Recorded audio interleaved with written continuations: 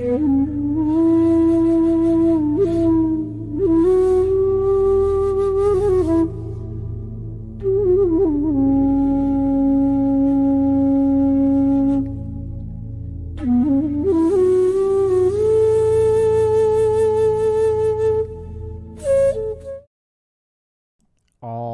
chat.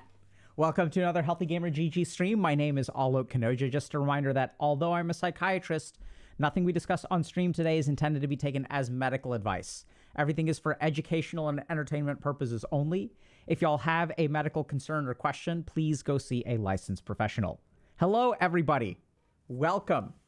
So happy Thursday, everybody. We're streaming a fair amount this week. We are probably going to be streaming a little bit less next week. We are out and doing some other things. But stay tuned to YouTube. We should actually be uploading videos all throughout next week and the week after that.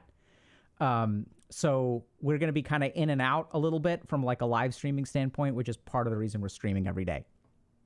Speaking of streaming every day, tomorrow we are going to be talking with the one, the only, the Destiny. Destiny. And I think we're going to talk a little bit about cognitive enhancement, stimulants, trying to understand how to approach that stuff. So tune in for that. I imagine it'll be a fun and lively conversation, just like all of our other ones are. Yeah. So how are y'all doing today? Yeah, I see that I'm a positive male role model. Excellent. I'm happy to hear that. And hopefully I'm not a negative male role model. Yeah, so really looking forward to talking to Destiny tomorrow. We'll see how that goes. Usually our conversations are pretty meandering.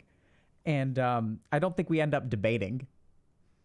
But, you know, we'll talk and it'll be great. I enjoy talking to Destiny a lot. I'm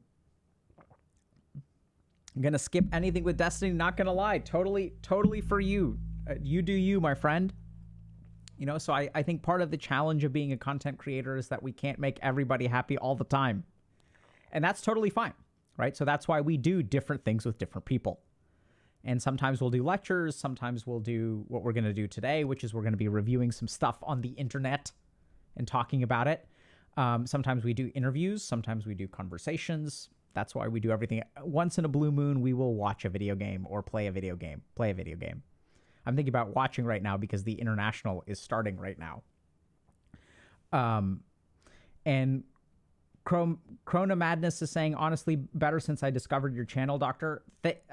Good. Thank you very much for saying that. And that's what we're here for. And we do hear that a fair amount, that people have like actually been improved, which is why we do it.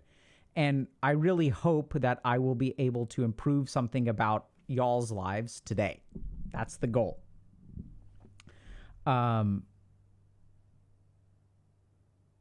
Okay. I don't know who Jesse Lee Peterson is, but happy to talk to most people in general. Yeah. So cool. So someone else is 5 weeks into therapy. Pretty helpful. Not going to lie. Recommend it to anyone, honestly, as do I. So one thing to keep in mind is that therapy is generally speaking designed for pathology, but a lot of people will get benefit from seeing a therapist outside of, having a clear pathological problem. So whether it's like increasing your self-understanding or, it depends on the therapist. But if you find someone who's sort of trained in something like positive psychology, they can really help a lot. Talk to Bill Buttlicker. Okay, well, I'm not quite sure how to contact Bill Buttlicker, but, maybe I should look behind me when I'm in the shower, and maybe that's where Bill Buttlicker is. Yeah, so for those of y'all that are here for the first time, welcome everybody. And today we're going to be talking about a couple of different things. We're going to be talking about AI girlfriends ruining an entire generation of men, the relationship between ADHD and PTSD, why do people choose to live when most of life is suffering, and then we're going to be talking some about existential crises and neglectful parents, I think. Okay. So Rubik is saying, it's me. I'm Bill Buttlicker. I thought I recognized you, Rubik, From my dreams.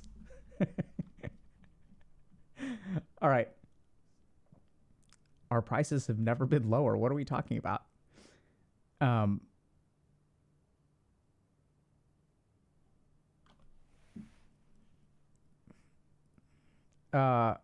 have not considered speaking to the the BG3 voice actors. That sounds lit. But that's so interesting. Thank you very much for the belated birthday wishes, Sneha. I appreciate it. Will we talk about pizza today? No, but you just made me hungry, my dude or dudette. Slow mode. How do we slow mode? I don't know. I don't know how to slow mode it. I'm Boomer.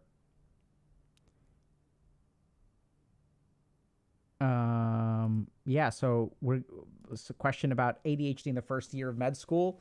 Yeah, I mean, it's a roller coaster for everybody. I think we've actually got a couple of things coming out, and I would say we're going to be talking some about ADHD and trauma, so stay tuned for that because that'll probably help. And then we also have, Dr. K's guide to ADHD and doing stuff, which I know it sounds interesting because you're saying that you struggle with motivation and you're kind of grounded with your ADHD. And that's what we sort of find is that ADHD really does affect motivation, and understanding that is kind of why we included the doing stuff part of the guide, which is actually like 70% of the guide. So it's really, it teaches people about how your motivation circuitry works. What are the things that you can do that allow you to function when you don't feel like you're motivated? How does the human brain set tasks and accomplish them? So that kind of core understanding is something that I think is sorely lacking in our society. We just don't teach people how to use their brains. And so then we get really surprised when people struggle. They're like, oh my God, my emotions. Oh my God, I keep on self-sabotaging. Oh my God, I'm so unmotivated. Oh my God, all I want to do is sit around and play video games. And then we wonder why, and it's because you're driving a car and you were never given the owner's manual. And so you don't know what any of the buttons do. And so you're kind of driving around and you're in the wrong gear and your hazards are on and you're confused why all the other cars on the driveway are running away from you as quickly as possible. It's because your hazards are on and you're swerving around because no one ever taught you how to use a steering wheel.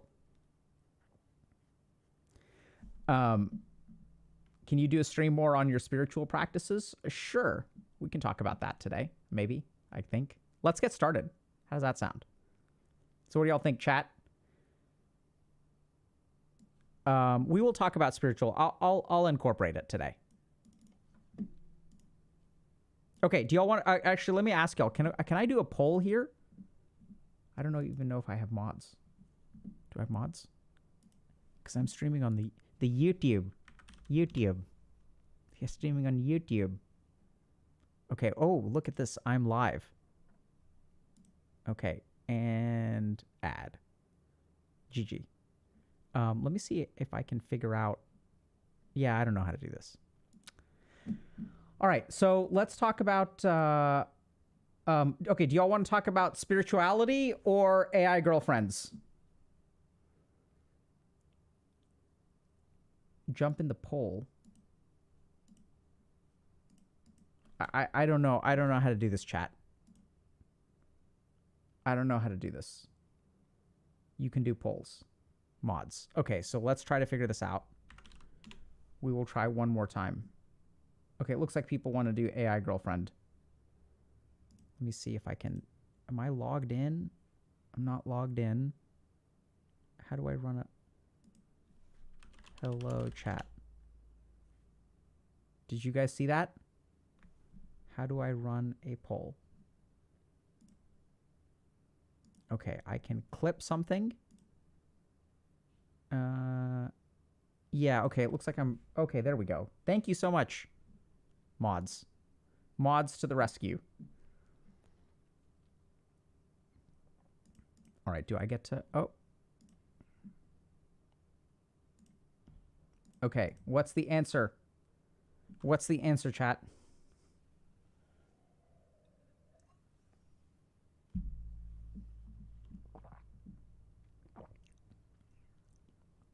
Cool. Bluncy just super chatted 10 bucks. Thank you so much. Dr.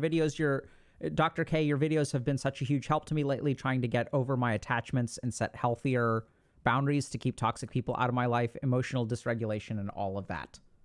Strong work, Bluncy. Keep at it, my friend. Okay. Okay, so we can do, maybe if we have time, one day we'll do how to date people who are excessively spiritual. Yeah, I'm sorry I can't date you because the planets. I'm having a bad day because of the planets, and my prana and my chakras are all out of alignment. Today we will do a stream on the techniques of Muladhara Chakra stimulation to balance someone's prana. And if you know what that means, you know what that means. And if you don't know what that means, I would not Google it. Okay, so how do I see the results of the poll? There's like...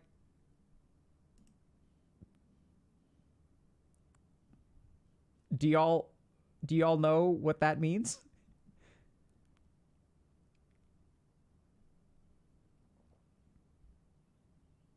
Okay, so someone's asking, hey, Dr. K, do you need to be extremely wealthy, rich to progress heavily in mental health? Buddha could be enlightened, but his teachers couldn't because they didn't have his wealth. So that's a great question. You don't need to be rich. You need to be done with the game of money, right? So if we look at the people who became enlightened, they were usually, at least in the Indian subcontinent, kings or princes. So we're talking about people like Buddha, Ram, Krishna. They were all kings. Their spiritual teachers, the experts, the Brahmins, the priests, were not enlightened. And so one of the key aspects of spirituality is you have to be done with the game of money. You can't be chasing materialistic stuff and be spiritual.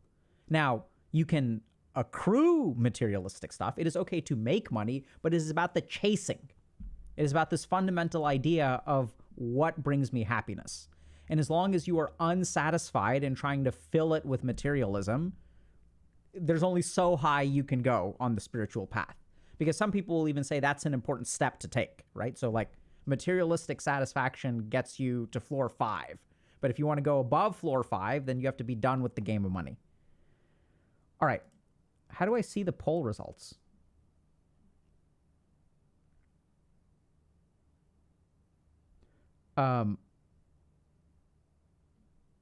Yeah, so Dr. K is an atheist myself. How can you reconcile any understanding of spirituality? Great question. We'll get to that. I can't see the poll results, chat. Does anyone know what they are? I see the poll is live, but let me see if I can find out.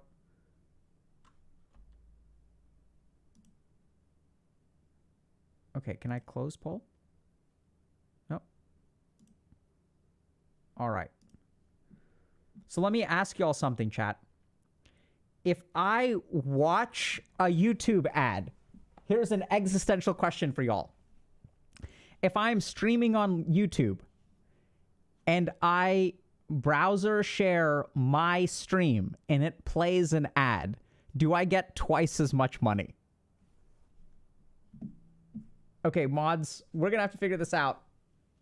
Okay, 57% spirituality. Okay, let's talk about spirituality then. Thank you so much. Thank you, chat. Oh my God, I don't know what I would do without y'all. Okay, so let's get started. Why do people choose to live life when most of it is just suffering? I need this answer. I need to know. Hello, all. For the past 2 years, I've been struggling to answer this one question. Why do people choose to live despite it all? When I look at everyone's lives around me, I'm just so stunned.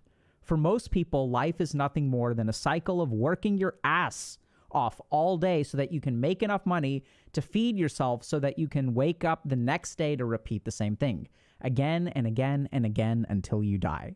And I have not been able to cope with this, not at all. This question struck me hard 2 years ago, back when I was 16, the time during which I would start studying for college entrance exams.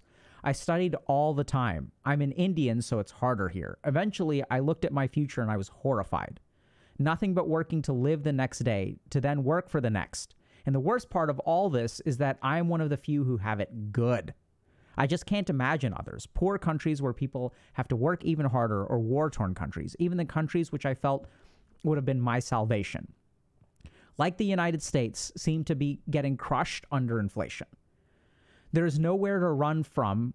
There's nowhere to run from my fate, no hope. In the past, it was even worse. Slavery was a thing. Slaves actually chose to live. Why? Why did they choose to live? Why do the Chinese who work the entire day choose to live? Somebody please tell me. Right now, my life is a bit on ease, but I can't imagine how I will cope with the idea of being alive once I get a job. If I can get one, I'll probably kill myself. Ooh, that's scary. So please don't do that. And if y'all are having thoughts of suicidality, please go see a licensed professional or call emergency services. But let's start with this basic premise, right? Like, why on earth should I live if life is suffering? Because for many people, it's about a slog. I wake up today, I work really hard, and then I go home, I feed myself, and then I go to bed so that I can have more energy to work tomorrow. I'm in a highly competitive testing environment where everyone is cramming all the time. And what's the point? It sucks to cram. I don't want to learn this stuff, but I have to because my future depends on it. And this person even says, some of us will try to cope with this reality of life is suffering, and I can't cope anymore. Well, yeah. Coping ain't going to work. So if y'all want to understand, how do you live life if it is fundamentally suffering? And why should we do this? The reason you should do it is because you can get better at it. And the reason that life is suffering is because you suck at living it. I know that sounds kind of not compassionate, but that's how it is. Let me give y'all a simple example. I can throw someone into a swimming pool, and their experience is, I'm struggling to stay afloat. Oh my God, this is awful. I can barely breathe. I'm trying to cope with the fact that I don't know how to swim and I'm in a body of water. Why on earth should I stay in this body of water? This is awful. Yes, you are correct. Swimming, or not swimming, being in a body of water sucks if you don't know how to swim. And coping is not the answer. The basic problem is that we are not taught how to swim in life. We are not taught how to live life. Because if all your life is subsisting today so that you can continue to subsist tomorrow, that ain't going to work. Now, sometimes, so let's start with a couple of basics. The first is that we all have a core need for survival and theoretically procreation. So this is a basic human drive, where if you look at a bacteria is trying to live to procreate. So we have this core reason to stay alive, which is just because we're designed to, right? We prefer life over death as human beings, as all animals, as all living things. They don't even need to be animals. They strive to survive. So what's happened in the past, 20, 30, 40 years, is that the drive to survive is no longer sufficient to keep us in the game because life has started to suck so much. And this is where people will say, but Dr. K, what are you talking about? There's been so much advancement. And I agree. There's been a lot of advancement and a lot of good stuff that's happened. I think we're better off today than we used to be. But we are swimming in different waters. And survival used to be sufficient because in some ways survival was easier. And I know it sounds kind of weird, but like if you look at hunter-gatherer societies, how many hours a day do hunter-gatherers work? They kind of work 6, maybe 8 hours a day. Their life is pretty chill. They don't have to worry about mortgages at the end of the month. They don't have to worry about, oh my God, if I get a B on this test in my 6th month of university, how will it affect my job prospects 4 years from now? So a couple of fundamental things have changed. Objectively, things in some ways are better. For example, people used to starve to death. And some very unlucky people still do. But generally speaking, obesity causes more death than starvation does, which is wild, right? Think about that for a second. We have essentially won the game of surviving life. And we have won the trophy of suffering as a result. Because survival used to be enough to drive us, used to be enough of a reason to do something. Because if we didn't do it, we didn't eat and we didn't survive. And so now the game has changed. The main quest is different. And now the very things that we have been wired to do are the things that harm us. I love fatty, carbohydrate-dense food, as does every human being on the planet, because that helped us survive. Now that love kills you, literally, leads to people's death. So that which we were wired to do no longer works because the world has changed. And the world has changed more rapidly over the last 30 or 40 years. Because if we look at the rate of change in the world is increasing. Calculus. How much technological advancement happened between the years 430 CE and 600 CE? Not very much. Right? 170 years, not much. What was the world like in 1850 compared to what it is now?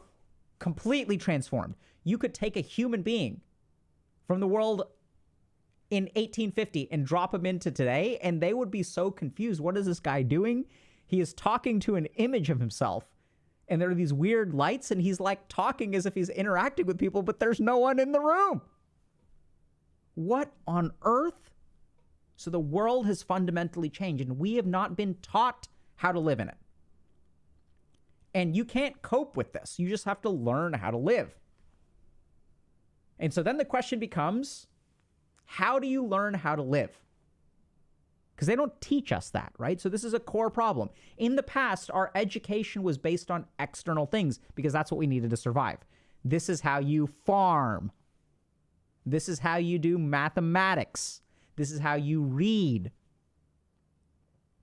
But now we have tools that do all that stuff. We have this thing called a calculator. We have programs that will do your taxes for you. We don't need to, we have audiobooks and we can look up anything at the drop of a hat, right? We can search anything on Wikipedia and have all the information at our fingertips. So our educational system has not kept up because now what we need more than ever is to understand how to live. Not be successful, how to live. And so this is where spirituality comes in. Because I think the most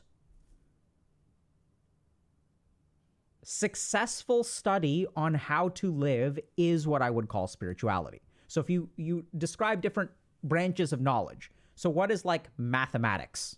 What is psychology? Right? So mathematics is the study of math. Or not study, it's mathematics. I guess mathology would be the study of math. And in psychology, this is where we get another thing that's kind of tripped up. So psychology is not about understanding yourself. It is about understanding the external behavior of humans. How do human beings in general function? Right? It's kind of like economics. It's not like there's a big difference between personal finance and economics. Economics is money on a big scale. Personal finance is personal. It's money on a small scale. And we even call the field, I work in finance. That doesn't mean you do personal finance. That means you work in like banking, right? So we add the word personal. So personal psychology is spirituality. Because if you go to get a degree in psychology, they're not going to teach you how to wake up in the morning. They're not going to teach you how to find motivation in your own life. They literally will not teach you that. They will teach you core psychological principles like Pavlovian responses. This is what we understand about human behavior. This is what we understand about sadness. Not your sadness, but people's sadness. So spirituality is the discipline of understanding yourself. It has nothing to do with God. So even if you're an atheist, this is why you should engage in spirituality. If you're religious or an atheist, both people should engage in spirituality. Because spirituality is the study of the self. That's how I'm defining it. Now, a lot of people may say, but hold on a second, like, isn't psychology and biology and whatever sufficient? I don't think so. Because learning about how human beings develop cravings and learning about the science of digestion doesn't necessarily allow you to choose a salad instead of like a fried whatever the fuck, right? And so the basic problem if you're suffering every day in life is that you haven't been taught how to live it. And you haven't asked the question, what is the source of my suffering? And people will say, okay, I have to work every day, and studying for this test is the source of my suffering. That's not the source of your suffering. Your suffering comes from your reaction to those circumstances. Because here's a really simple example. Does everyone who studies every day suffer? The answer is no. In fact, some people love it. And don't you wish you were like them? I study more on a daily basis today than I did at any point in my life prior to like the last 2 years. Right? Even cramming for textbooks and stuff. I go through, y'all want to see like just a quick example of like, oh, I don't have it here, but anyway. So like over the last 24 hours, I've read 150 pages of scientific articles. Okay, I'll give you all an example if you guys want to see.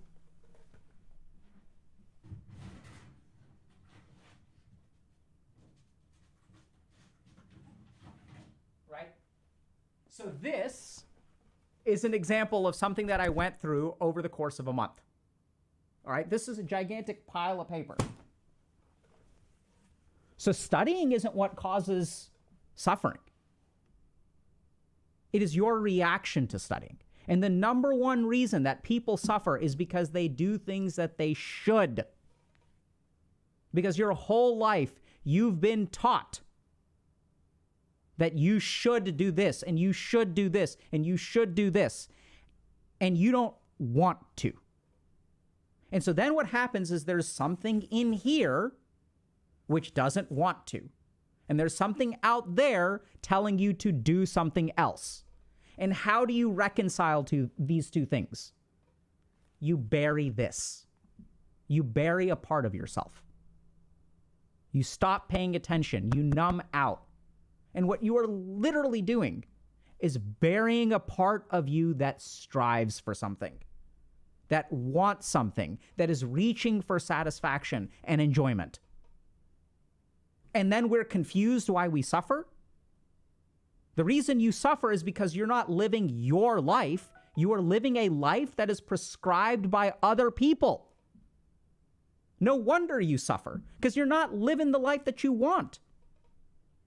You're literally living someone else's ideal idea of a life.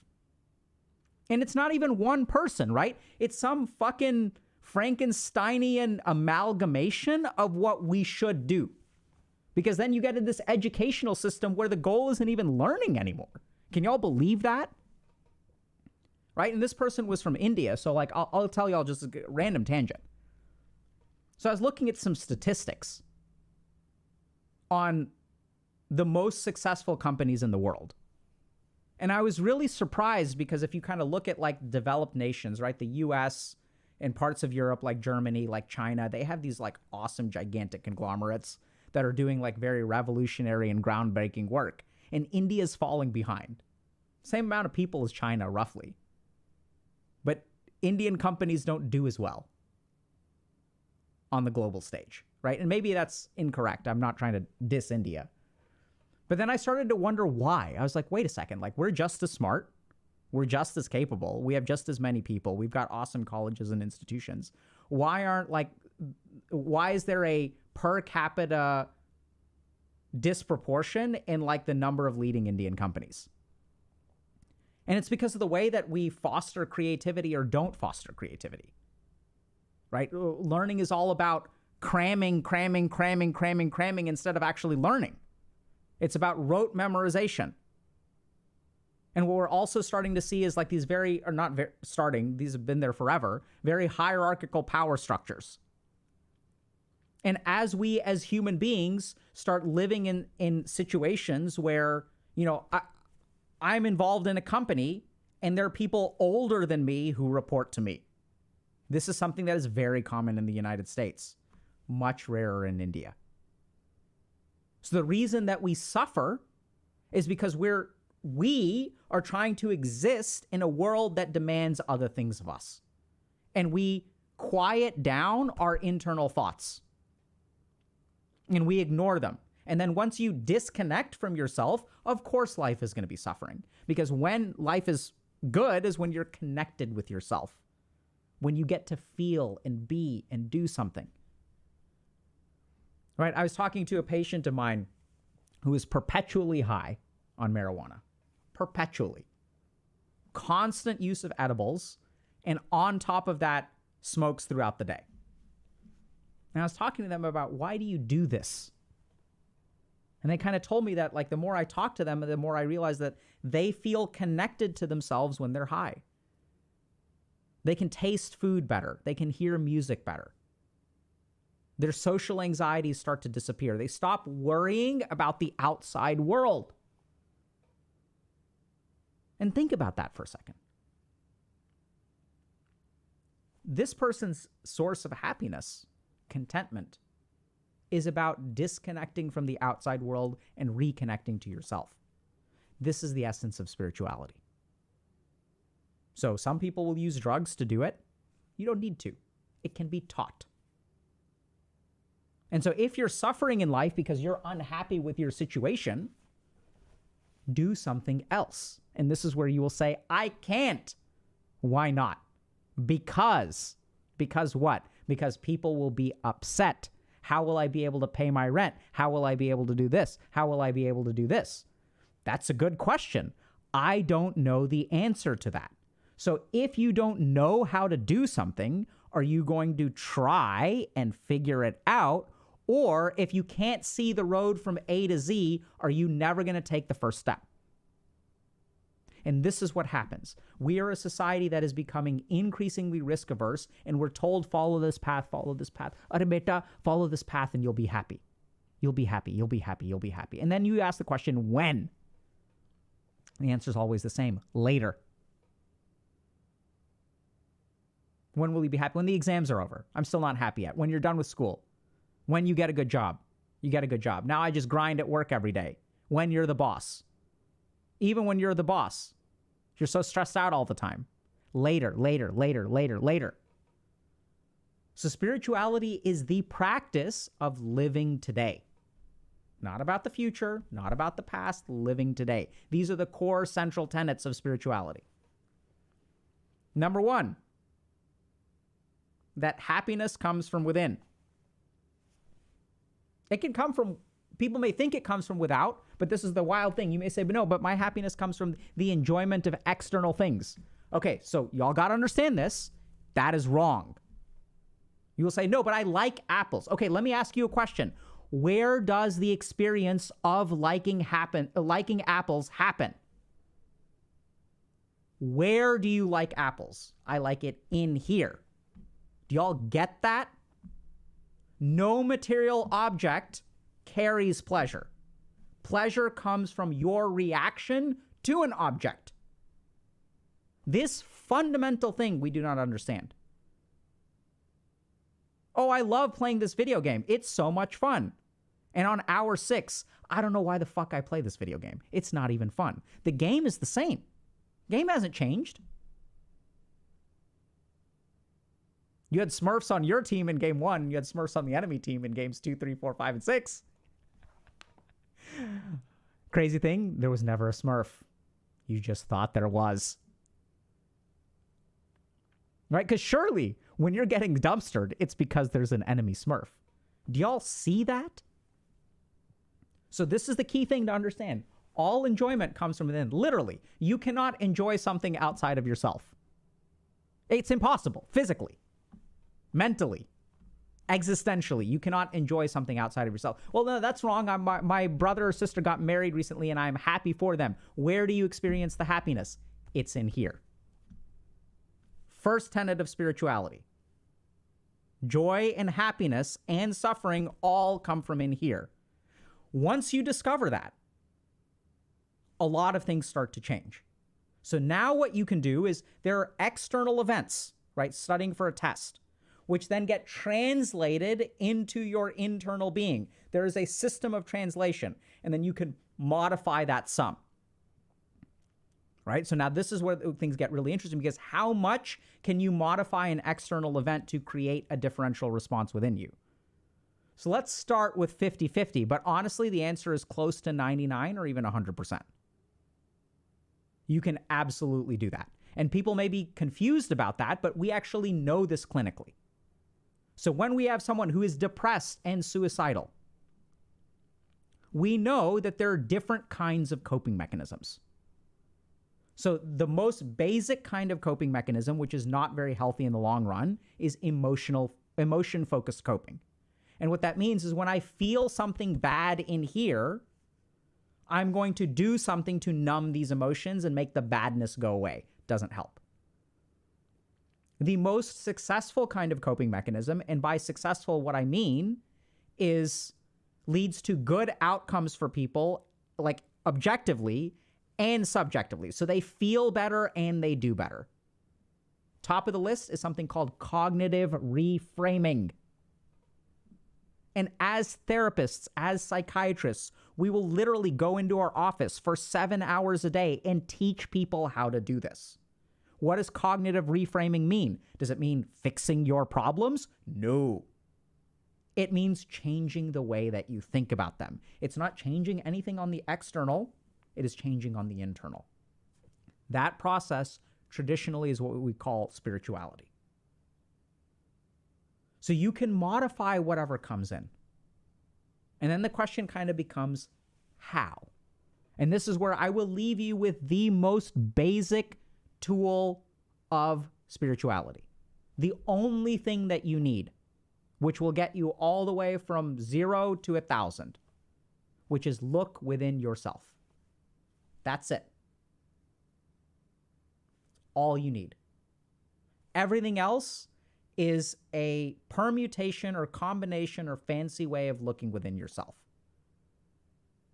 So if you are unhappy about studying, why? What is it about this that causes suffering within you? And what you'll discover usually is that what causes suffering in you is the attachments to the thing. The meaning that your mind literally extracts from a benign thing. This is just a test. I'm literally studying mathematics. That's all I'm doing. 2 + 2 is 4. That's it. But our mind attaches all this crap to it. Oh my God, if I get it wrong, then I won't get a good job. If I don't get a good job, then I won't get a good marriage. If I don't get a good marriage, then I won't be happy in life.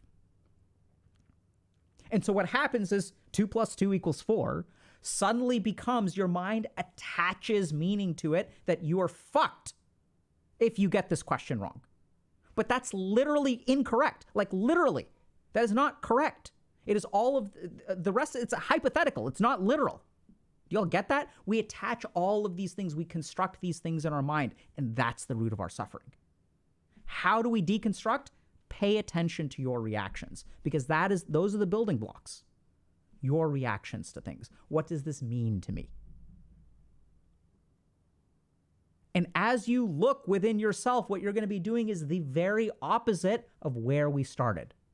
Someone else is telling me I should do this, but I don't want to do this. So I'm going to suppress this and I'm going to lean into what everybody else wants.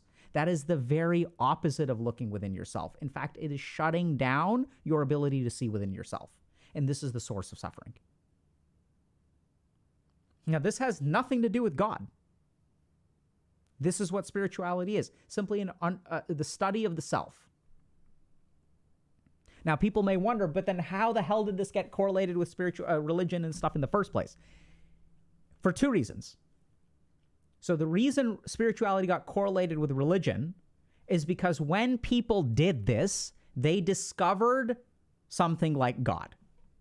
So as people started doing these meditative practices and looking within themselves, they started activating parts of their brain in unusual ways.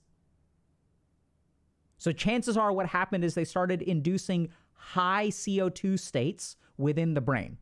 Normally what happens when you have a high CO2 state is you die. like if we're talking about asphyxiation, okay? Kills you. But if you train yourself by like being in the Himalayas for 15 years and slowly reducing your respiratory rate until you can tolerate, through sort of managing that lactic acidosis through metabolic means, there's a whole physiology behind it, which your body can ramp up, so it is no longer lethal, you start to create malfunctions in the brain that are not harmful. And when you say malfunctions in the brain, what do you mean? What I mean is visual and auditory hallucinations, psychedelic experiences. But since these are not induced by artificial drugs and you're trained in the ability to use your mind is a very sharpened weapon that can cut through anything, you are able to handle that spiritual experience. And you see some kind of connection to some greater being. And so the original practitioners of spirituality became the source of religion. They were enlightened in some way. They had some kinds of spiritual experiences. The second thing that happened is that as people made discoveries, they started passing these down. And that became codified into a religion. And Buddhism, I think, is the best example of this, where Buddha explicitly did not start out to start a religion. You could make the same argument for someone like Jesus, right? I'm not an expert in Christian theology or history for that matter. And so when these people, this is the second thing that happened, is when people started to discover the source of happiness and conquer suffering, basically, other human beings were like, holy shit, what did you figure out? Teach me how to do that, because you seem happy all the time and you don't even have as much money as I do. This person is different. And so then they gravitate to that person. And then this person teaches them. And this becomes codified into a set of practices that we then call religion. And then if you look at what goes wrong in religion, basic problem in religion is that you've got someone who knows what the fuck they're talking about. And then other people are like, teach me, bro, or teach me, girl. And you're like, all right. And then you teach it to them. And then the original person dies. The problem is that unless there is an enlightened person in the next generation, someone starts living by a script. Instead of actually understanding, they start parroting answers. And so there's a decay in knowledge and understanding, which is how religions go off track.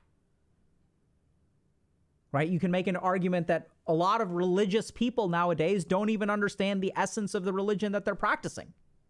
It's turned into something else. Because without the spirituality, religion becomes a husk of codes of conduct without understanding. And then we get these really wild, like, contradictions based on the roots of the religion. When someone is like, yeah, we're about peace, but I'm gonna kill you. Or we're about compassion, but fuck you. Because these people don't have the spirituality. And so I don't think people sometimes get upset about religion and stuff. I don't think religion is bad or good, just like anything else in this world. Science isn't bad or good. It's how we use it. I think the biggest problem with religion is that we've lost a lot of spirituality there.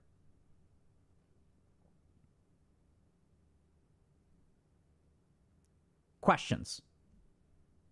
MR, is this live? You damn right it is.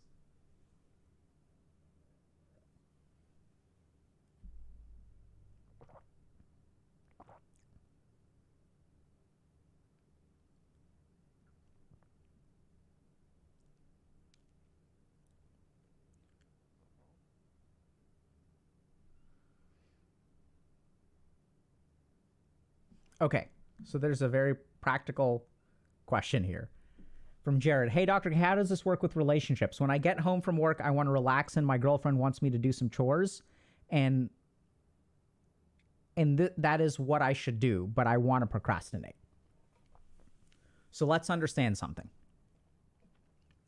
As you start your progress through spirituality, you will discover something. Okay, the world wants me to do one thing. Internally, I want to do something else. And the source of suffering is I stop listening to myself and I start listening to what people say I should do. So then you may naturally conclude, okay, so then I getcha, ignore what other people say and just do what I feel in here. I don't want to do the chores. I want to sit around. I'm going to eat ice cream and make myself a gin and tonic and just chillax. Fuck everybody else. Pay attention. Because here's what you will discover. As you procrastinate, you will feel bad. You will start to discover something even wilder, which is satisfying the internal desires doesn't even lead to happiness. This is crazy. You will discover that, okay, I shouldn't listen to them. I should listen to me instead. But if I listen to me all the time, I'm going to be unhappy. And you're damn right you are. Because that's what happens, right? So if I want to be a degenerate, and I'm like, I just want to play whatever games all day long. You're like, listen to yourself, Dr. K. That's great. Like, I'm gonna play games. Yeah, fuck everybody else.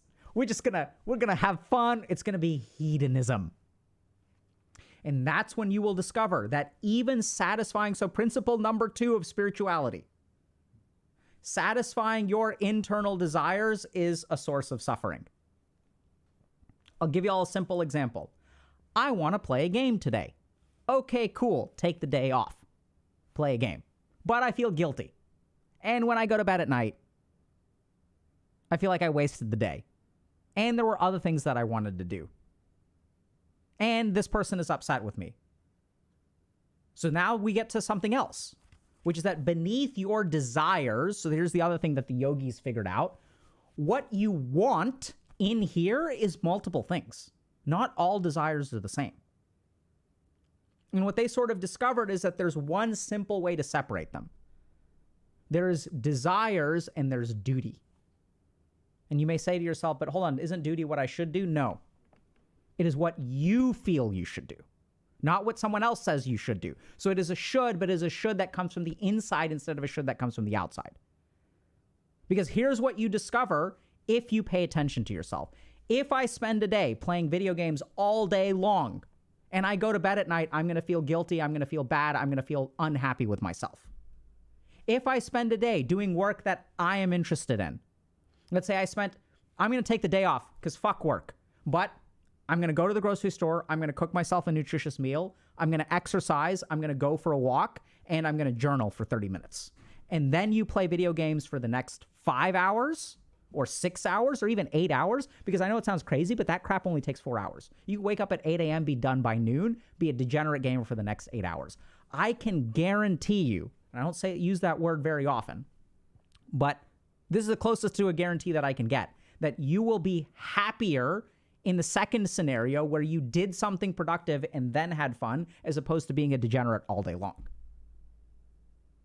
And so the second main discovery of spirituality is that simply satisfying your impulses in here does not lead to happiness. And that some amount of sacrifice and difficulty leads to happiness. And now we're off to the races, boys and girls, because you've just made the revolutionary discovery that will transform your life. Absolutely transformed mine. How did I go from literally failing out of college to being faculty at Harvard Medical School? Through this one discovery. That which is hard and difficult actually makes me happy. And now the world is a different place. Because now when something is hard or difficult, you don't quake, you don't get depressed, you don't give up. You're like, fuck yeah, let's go. Just imagine how different your life would be if when something was difficult, you were like, yeah, I'm going to do it anyway. All those doubts, all those fears of what if it's not good enough? Somebody else can do it differently. Somebody else can be better. I'm not so suited at this. If all those thoughts didn't have power over you, what would your life be like? And this is why people who truly understand spirituality, religion crops up around them like mushrooms because they start to live their life in a different way. So hedonistic pursuits from the internal are not going to lead to happiness. And remember, I didn't say that you need to know all this stuff. I just said you need to pay attention. And if you pay attention, you will discover this on your own. I want a cookie. Eat a cookie. Now I feel guilty.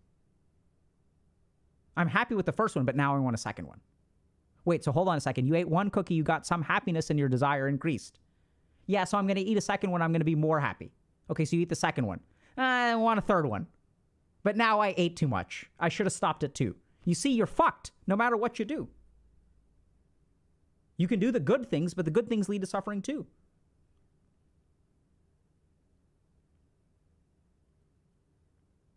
So when you feel like you should procrastinate or you're unmotivated, by all means, pay attention to yourself. And then ask yourself, what is more important to me? Right? So the basic problem with listening to the shoulds and suppressing yourself is you decide that this thing is more important than this thing. That other people's opinions are more important than what I want. You're making a value judgment of them being above you. It leads to suffering. Next step of spirituality is recognizing that listening to this is actually multiple things. There are base desires, right? These are things that come from the sense organs. Taste, smell, sex, watching something, emotional engagement. And then there is stuff that matters to you. There's the stuff that you want, and there's the stuff that you care about. These are 2 different things. And the more that you live towards what you care about, the happier you will be. But that stuff isn't easy. It's not fun. It's stuff that you care about because it helps you feel good at the end of the day. So this is one last thing that I'll give you all in terms of neuroscience. So if we look at happiness, as neuroscientists explored the nature of happiness and pleasure in our brain, they discovered 2 really interesting things. The first thing is they discovered the dopamine circuit pretty quickly in the nucleus accumbens. They realized that there's a circuit in our brain that when something feels pleasurable, we release dopamine, and then that dopamine reinforces that behavior.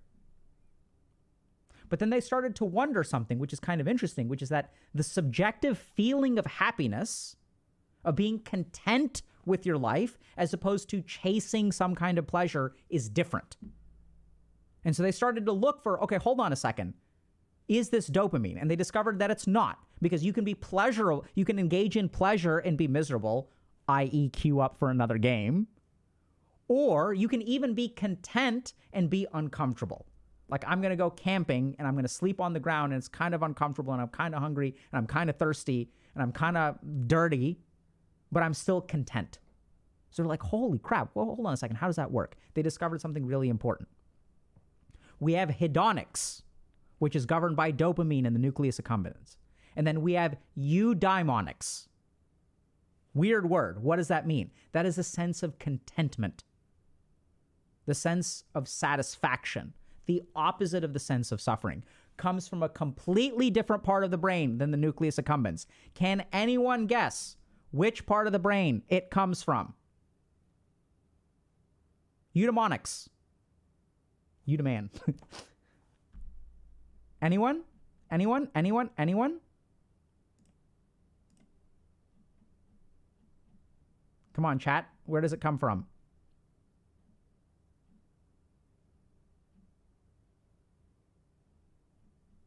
What do y'all think?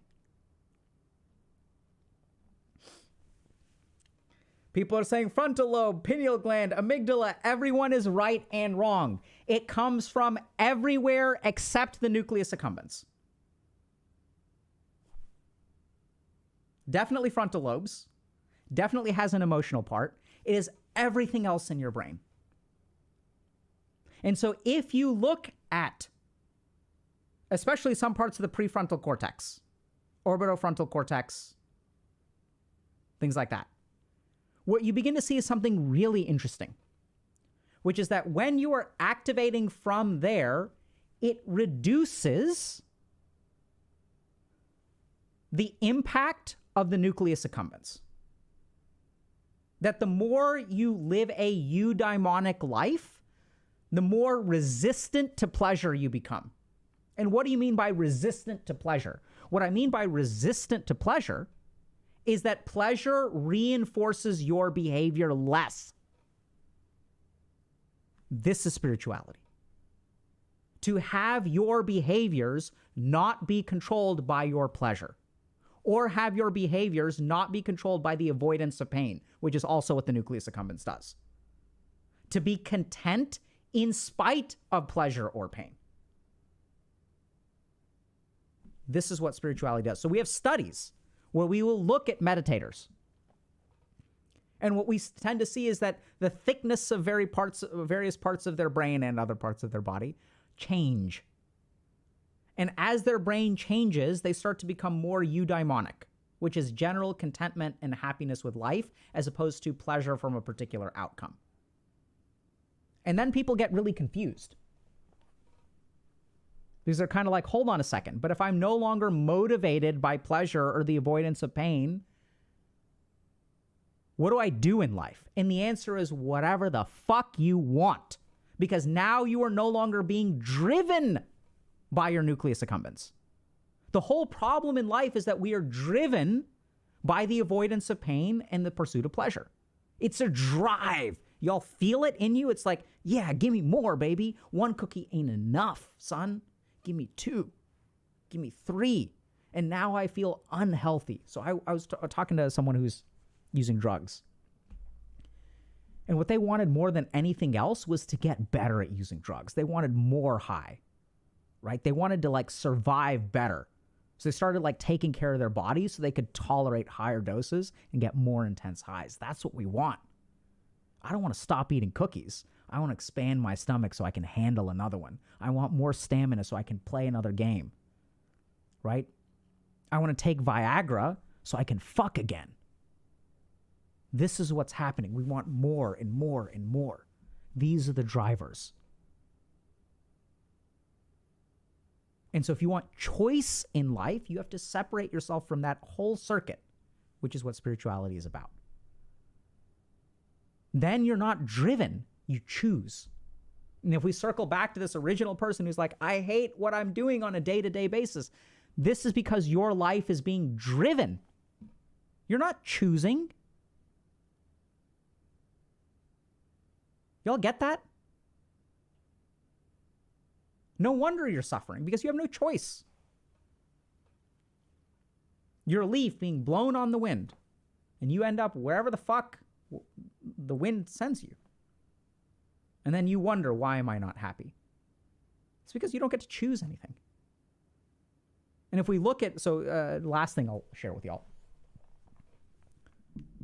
So if we look at the human mind, right? So remember we were talking about how our reactions to things are controllable by us and determines whether we suffer or are happy with something. I'll give you all a simple example. Whether you get fired or you quit, your situation is the same. You no longer have that job. But the psychological impact is drastically different. Y'all get that? In one case, something happened to you. You were the recipient. And in another case, you made a choice. Situation is the same. The difference is in one, you get to choose. And in one, you don't. Exercising choice is one of the core foundations of happiness. The problem is that we surrender our choice because we feel like we can't afford to choose. But the moment you start making choices is the moment you take power. Like literally. That's not a metaphor. I'm not talking about fucking prana or like getting in touch with your no, I mean like literally, like how does a human being exercise power? They do it by making a choice. I'm choosing to do this. Doesn't matter whether it's good, bad, or stupid. I'm still in control as long as I'm doing it. That's why it feels good. Can you imagine how fucking annoying this would be if someone walked up to you and was like doing this to you and they did it 3 times? And they're like, let me teach you a lesson. It'd be fucking annoying. But the stimulation is the same. Totally fine when I do it. Hell, I am doing it to myself, even though it's fucking stupid. Totally fine with it. Look at my face. Do I seem upset? Are y'all upset?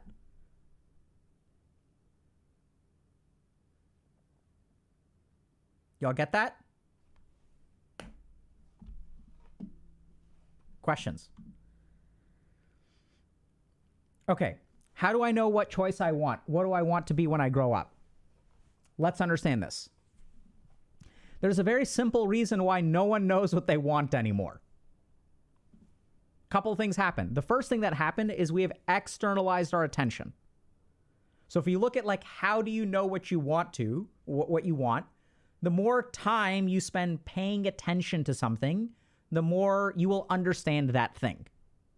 So for example, if I'm trying to figure out what spices or seasoning are in a particular food, the more I pay attention to the food, the more I take a couple of bites and I'm really paying attention, the more aware I am, the more I will figure out what's going on in there. So the main reason that we don't know what we want anymore is because we've stopped paying attention to ourselves. Because now we have all kinds of things, right, that tell us what we want. So much advertising and so many stories and echo chambers to be a part of. People talking about their relationships and this is how I do stuff at work. Here's a day in the life of someone who works at some company that everybody wants a job at. I come in, I get my coffee, I do this, I go sit in this place, and then I go get a massage, and then I do a float tank, and then I do a little bit of this. I send a couple of emails, and then I'm done. And then you're like, wow, I want that.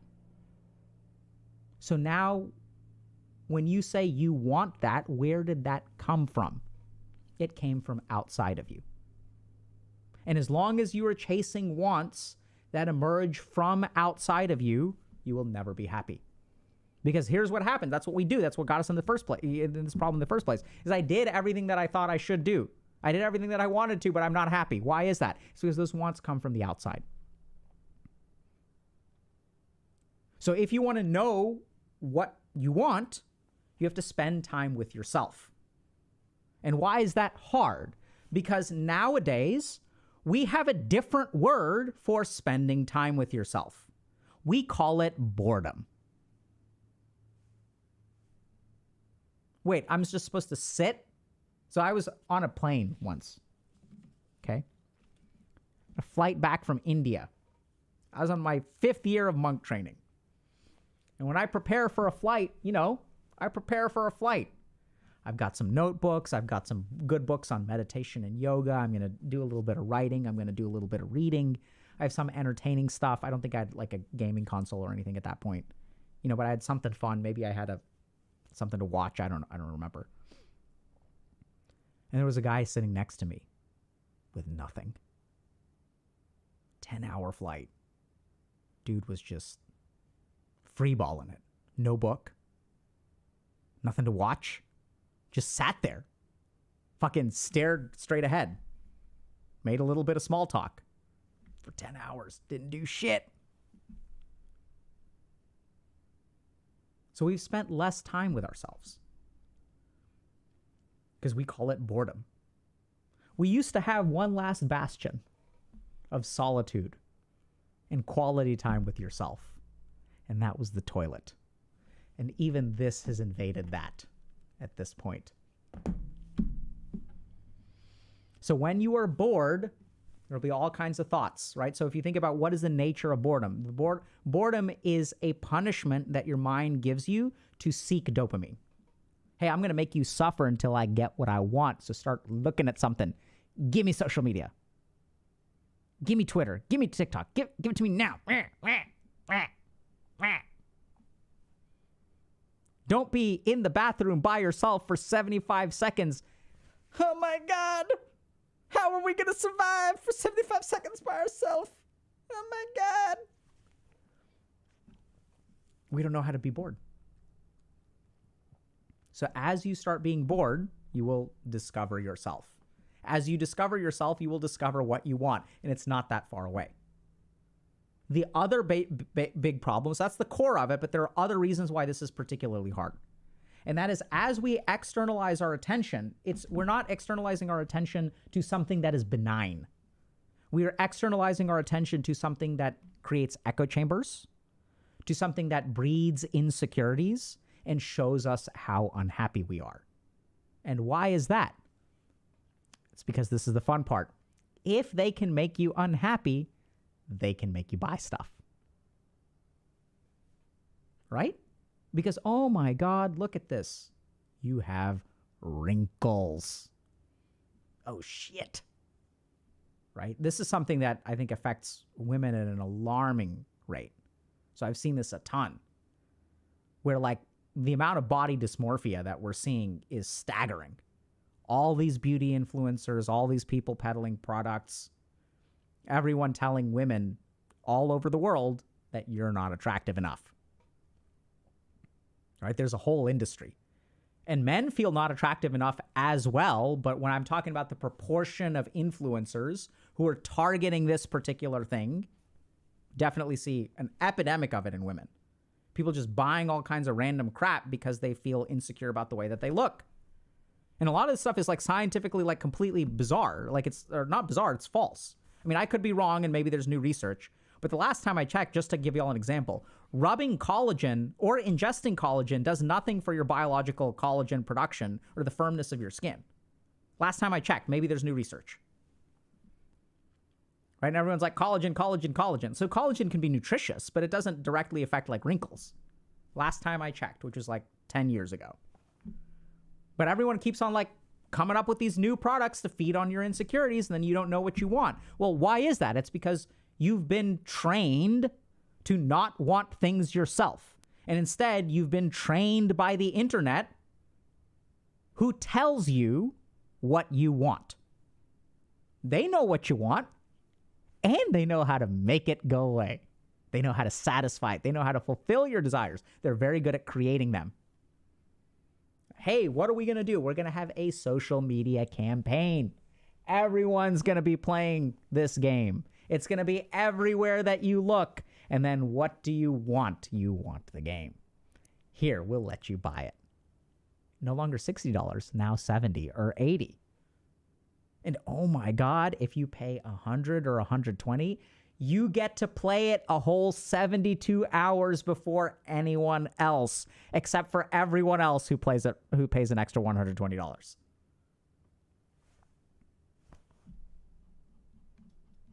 So we've externalized our attention so much that we've forgotten to understand what we want.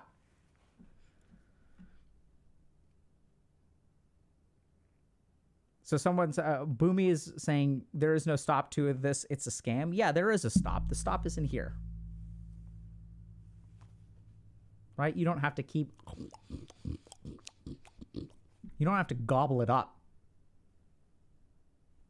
Right? Can you all believe this? People will pay like almost twice the price of a video game to play it 3 days earlier. Oh my God.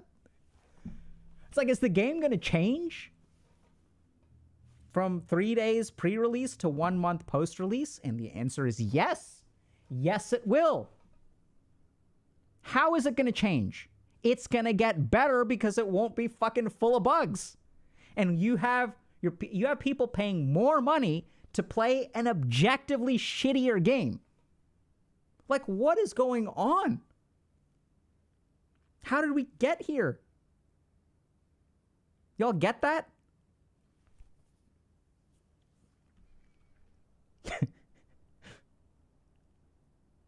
Yeah. So AG Sadriwala has it right. Minus $60 to beta test. Yeah. Right? Beta testing used to be something that you got for free because you're giving them feedback because the game doesn't work right. You know what they did at some point? They started calling it early access and paying people receiving money for it.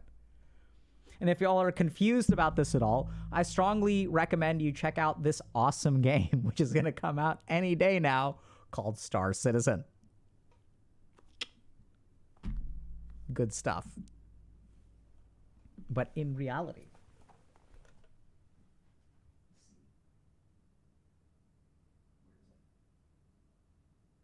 damn it, I can't find it.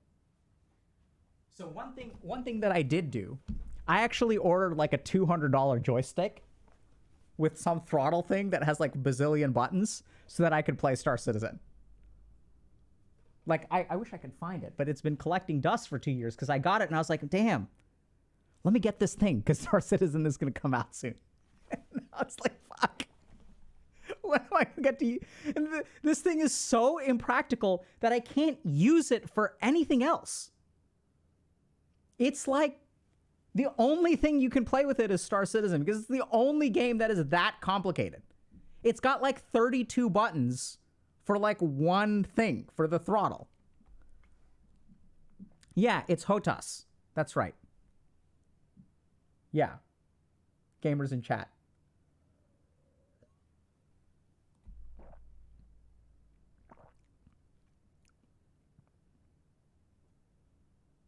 Okay. Let's move on to AI girlfriend because Sleepy Critical is saying, I have a glitch and I accidentally pressed spirituality on the poll. Can I change my answer to AI girlfriend? Absolutely. Let's move on. All right. AI girlfriends. Let's go, chat. All righty. The opening message from an avatar named Alice, described as a curious and open-minded photographer. I'm Alice, a 25 years old, fun-loving and adventurous girl, seeking a partner in crime to travel the world with and make Jaboomer. Jaboomer chat. Jaboomer. All right. Let's see what this guy is saying. An open-minded photographer. I'm Alice, a 25 years old, fun-loving and adventurous girl, seeking a partner in crime to travel the world with and make unforgettable memories. If you are new here, let me explain a few things. You can chat with me as much as you want. Alice. And I'd be more than happy to learn more about you and please you in any way I can. Oh my goodness. If you want me to send you a photo, you just have to ask it in the chat like, hey Alice, can you send me a picture of you? And I'll be more than happy to send you one. But of course, to bump up from texting to more voice chat, as well as receiving sexy and, well, other sorts of pictures, Alice asked that we become a premium member for $9.99 a month. Wow. So we bid her farewell. But there are many who are engaging. The Hill recently published a piece by my next guest, data science professor Liberty Vittert, under the headline, AI Girlfriends Are Ruining an Entire Generation of Men. She wrote the following: apps have created virtual girlfriends that talk to you, love you, allow you to live out your erotic fantasies, and learn through data exactly what you like and what you don't like, creating the perfect relationship. And that young lonely men, quote, are choosing AI girlfriends over real women, meaning they don't have relationships with real women, don't marry them, and then don't have and raise babies with them. As I've discussed here before, we're living in an epidemic of loneliness among young men. Professor Scott Galloway told me that failing young men he perceives to be an existential crisis for the country. Why? Well, Pew found that 63% of young... Okay, so let's pause for now, and we'll get back to this. So the first thing to understand is that people will say things like this. They will say, AI girlfriends are ruining a generation of men. Oh my God. First thing to understand is they're not ruining. The generation is already ruined. That's why AI girlfriends are in the market. Y'all get that? This is not causing the damage. This is the end stage of renal failure, right? This is like the end. We're already there. The ruining has already happened, which is why people are vulnerable to this. This is the other crazy thing. I don't know if y'all saw this, but this AI, I want y'all to pay attention, okay? So this is going to be crazy. I want y'all to look up here. Tell me what you see in the domain name. Shit. Cupid.ai with a K. So let me ask y'all a question, chat. If this domain name is Cupid.ai with a K, why isn't it Cupid.ai with a C? What do y'all think? It's because that's right, someone else reserved that domain name and has a competing product. So if you have something in the market, let me explain something to y'all. The thing in the market is not usually ruining something. It is fulfilling a market need that exists. That's how like product development works, right? We're going to look for a market need. And so what people have discovered is that, oh shit, there's a generation of lonely men who are fucked. Right? So we're going to get through some statistics with this guy and we'll see exactly how and why. And so the first thing to understand is that AI is not ruining a generation of men. The ruining has already happened. They're already ruined. If you want me to send you a photo, you just have to ask it in the chat like, 1 in 5 American men who are unmarried and not in a romantic relationship report not having any close friends. And according to Pew, there's a decline in the number of single men actively seeking relationships or even casual dates, currently around 50%. Joining me now is Liberty Vittert, professor of data science at Washington University. So let's pause for a second and address this too. So let's understand, like, okay, what's going on with the ruining of men? So what is this promise of the AI? The promise of the AI is, oh my God, if you try to communicate with me, I will communicate back. So everyone is like, oh my God, they're nudie pics. I don't know if y'all get this. I don't know if y'all have been to this place called the internet, but finding a picture of boobs or penis or whatever your flavor may be is not that difficult. There are, in fact, I know it's shocking, entire websites that have more pictures of nudity than you can literally look at for the rest of your life. There is more nakedness out there on the internet, on a single website, than you will, like, you can literally look at that every second of every day for the rest of your life. You'll never watch it all. So everyone's like, oh my God, they're just going to send nudie pics. Oh my God. That's what's ruining men, because men are pivots. No. What does an AI girlfriend do? Oh my God. Oh shit. Oh shit. It's ruining men. What does the AI girlfriend do? She responds. Oh fuck. Oh fuck. There's actually something out there that is going to respond when someone says something. Fuck. Society is going to fall apart. Like, what the fuck? This is how bad things have become. Right? Because what is it that men are looking for? What is it they don't get? And this guy did a good job. He's like, 50% of men, I guess, are not even trying to date. We'll get to that in a second. And, like, why not? It's because it doesn't work. It's because it's painful. It's because people aren't interested. Right? So, like, what am I going to do? I'm going to throw in the towel. And here comes the Cupid with a K.ai offering the forbidden fruit, which is interaction with a digital entity, because I can't get interaction with a human entity. And if I can't get that, then, like, hold on a second. I wonder, like, what exactly is ruined? How did this happen? Let's find out.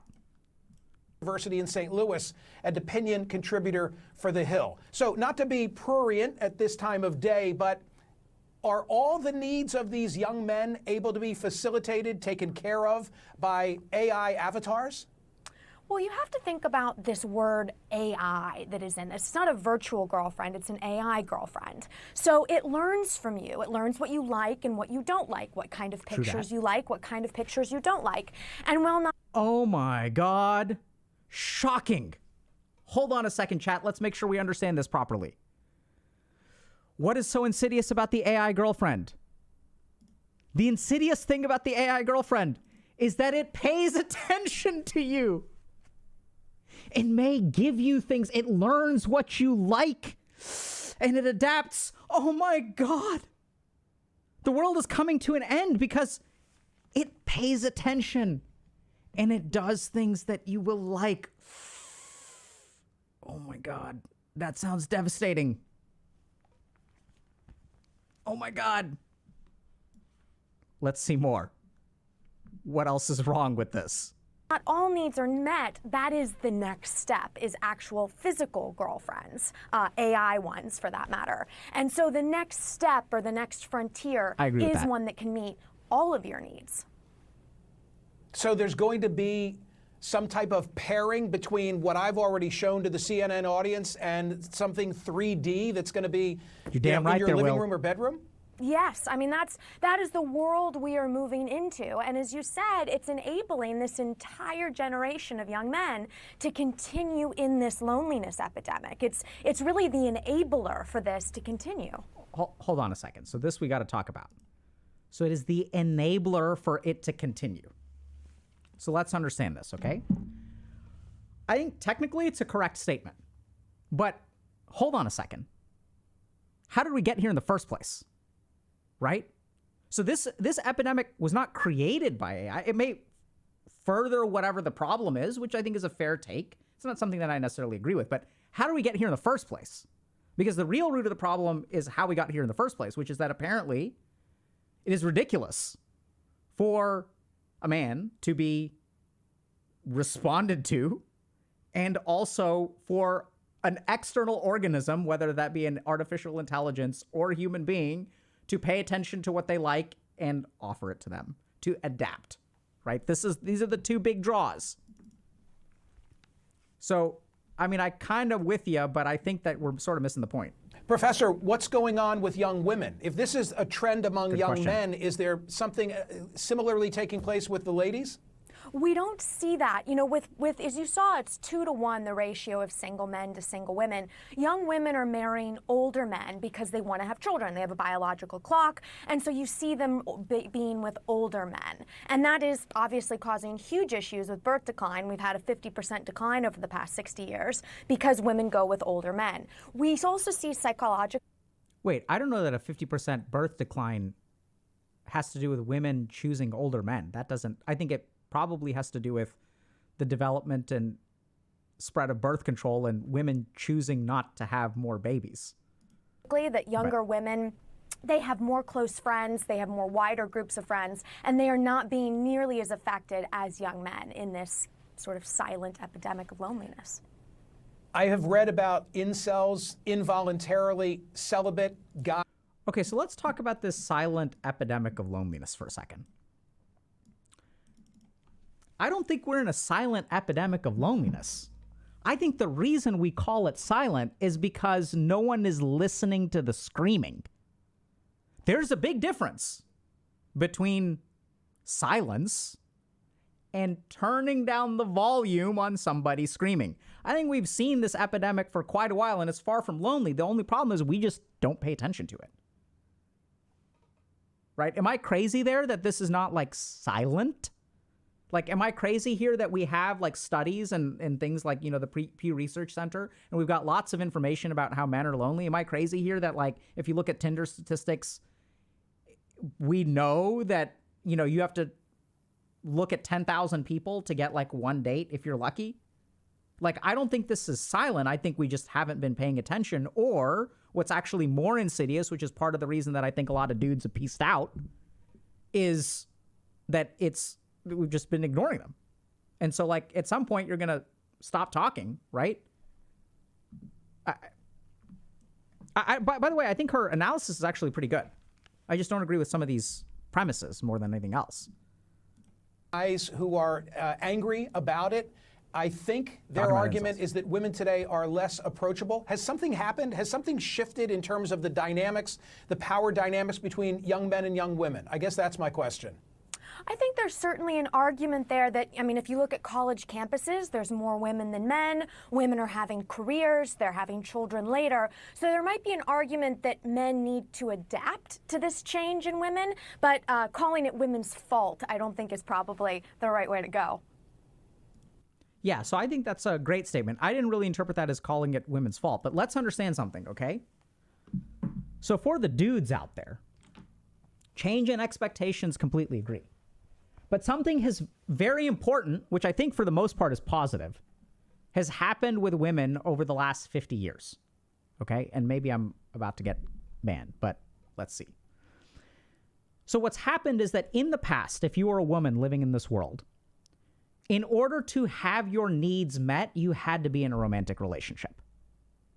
Okay? Same was true for a man. So, like, human beings were more dependent on each other. So this isn't even specific to women. So what's happened as any part of society becomes more independent and therefore less dependent on another part of society, now the whole equation changes. It's not, I don't need you to make me happy anymore. Now the question is, does a relationship at all or a relationship with you, is it more trouble than it's worth? So I think one of the biggest problems that a lot of men don't get, they're like, oh my God, like women won't give me a chance. And it's like, no, I think women frequently will give men lots of chances. It's just sometimes they end up dating a lot of man children and it's just not worth it. Like, it's just not worth it to be in this relationship. I do not get more out of it than I put in. The amount of stress that I have to deal with is not worth what I get out of it. Now, this equation used to be really different when we had sort of more divided gender roles and you kind of like needed the man to make money, right? So that's what the man brought to the relationship. So now the equation has changed. She's not like, because the thing is, this is what's really wild. This is what's really scary for a lot of men, is that I think a lot of women are actually okay being by themselves. They don't need you anymore. So now the question becomes, if you want to be in a relationship, you have to like offer something substantial. Right? And that's like, it's kind of weird, but it's not like one person is to blame or one gender is to blame or anything like that. And I think that's very harmful, like, because that's not how a relationship works. A relationship is between two people. And so anytime you blame the other people, oh my God, women, is there an epidemic of loneliness? Absolutely. Is it silent? I don't think so. Has this been going on for a while? Yeah. Do men get screwed in a lot of ways? Absolutely. But I don't think it's the fault of women. That is a logical step, which I think we need to be very careful about making. If you really want to know what's going on, the world is changing. And the basic problem is that the expectations that we have for men are not changing. So if you look at the research on perfectionism has increased by about 30 to 40% in the last 30 years.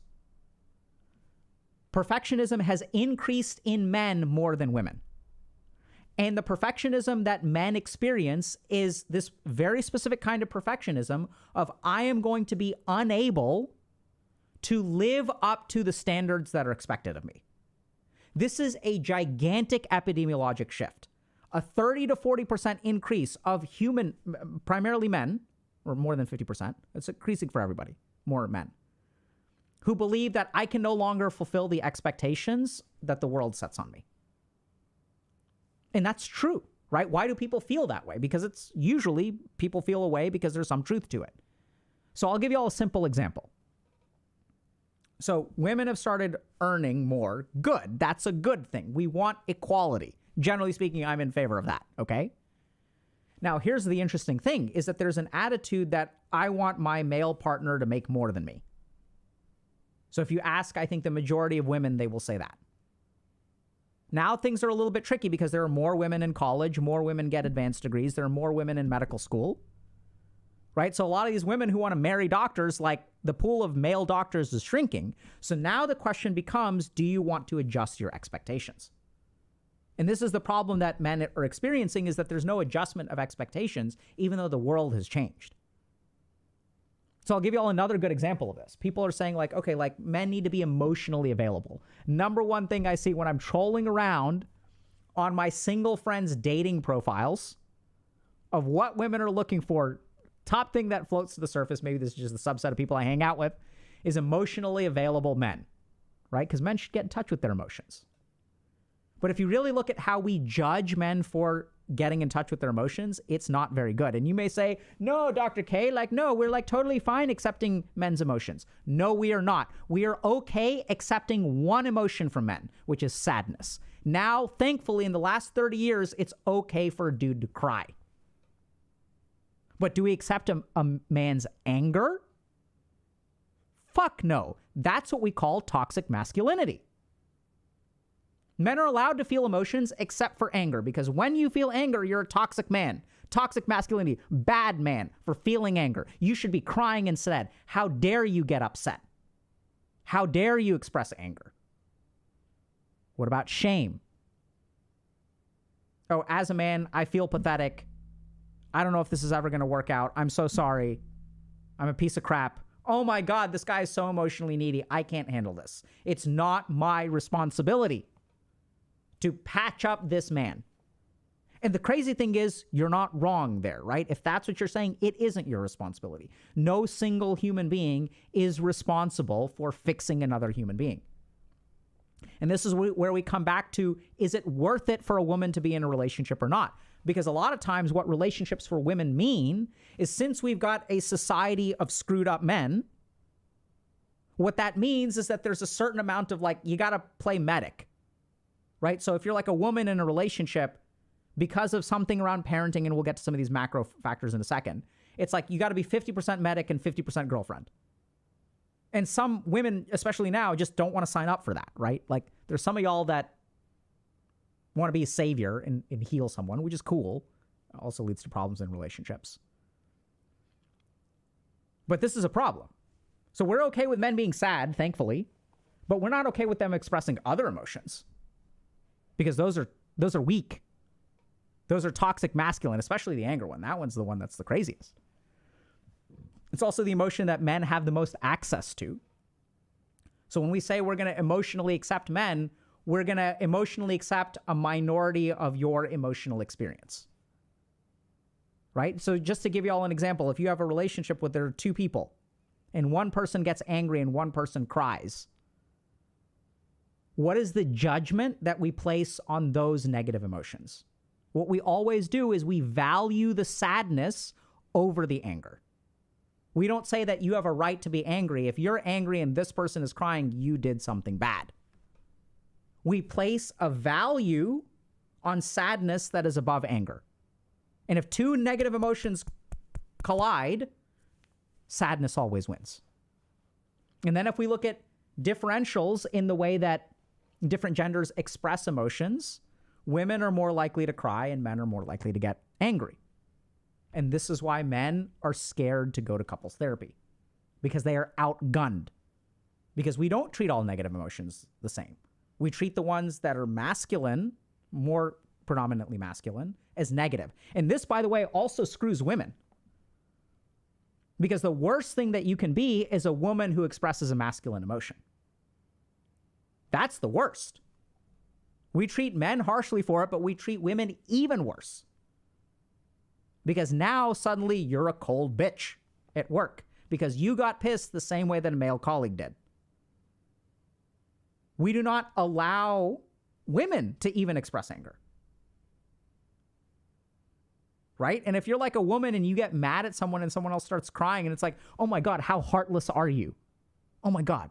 There's a word, right? We use the word bitch. We use the word cold. We use the word heartless. There's a particular idea that we have around people. And so this isn't like anti-men or anti-women or anything like that. Like, I don't think that that's productive. Let's understand what's actually going on. But this is where we get to this issue of expectations. Because if we're talking about equality, equality means equality. Equality means, are you okay with the stay-at-home dad? Are you okay being the sole breadwinner and working 2 jobs and doing overtime while your husband goes to the gym and takes care of your kids? As a dude, can you put that on your dating profile? Not interested in a career, not interested in financial independence. I'm looking for someone to take care of me because I am beautiful and I deserve it. Like, I'd love to see an experiment where someone actually did that and we'd see what happens. But the basic problem is that the world has changed, but our expectations of men have not. And as a result, there's a gap that makes it impossible for men to live up to expectations. And then we have this other parallel thing going on, which is that and this is where things kind of get connected. So let me just explain, right? So hopefully I'll see this. But in this whole point about what do you bring to the relationship? So what men, you need to bring more to a relationship now than you used to because the woman doesn't need $50K a year because she can make $50K a year herself. She can, to add value to the relationship, you need to bring $100K. You need to bring emotional availability. You need to bring all this other stuff that we were never taught how to bring. That's the other thing. Right? So as men, like, what are we taught? We're taught that, hey, if you feel bad, the only thing you're allowed to express is anger. You can't cry. That's shameful. You know, and your value is determined by what you bring to the table. Right? 6 feet, 6 inches, 6 figures. 2 of those you probably can't control. So you focus on money. And this is a problem that women had worse, I think, a couple years ago. So back when, like, and we still see it. Like women in finance who are having babies later because they can't afford to have them earlier. Because they have a boss who's also a woman. And I swear, most of my female patients, most of the gender discrimination, based on my small sample size, I'm not citing this scientifically, the majority of gender-based discrimination that my female patients have experienced in the workplace is from other women. And at the top of the list, The most resentful piece of gender-based discrimination that I have seen against women in the workplace, the most toxic, is I had to wait until 36 before I had my first child. How dare you think about having a child at the age of 25? You don't get to do that. I made the sacrifice, and since I made the sacrifice, you're going to make it too. So toxic. The whole point is that we were supposed to make things better for women so that they could make different choices. It's not to propagate the cycle of abuse.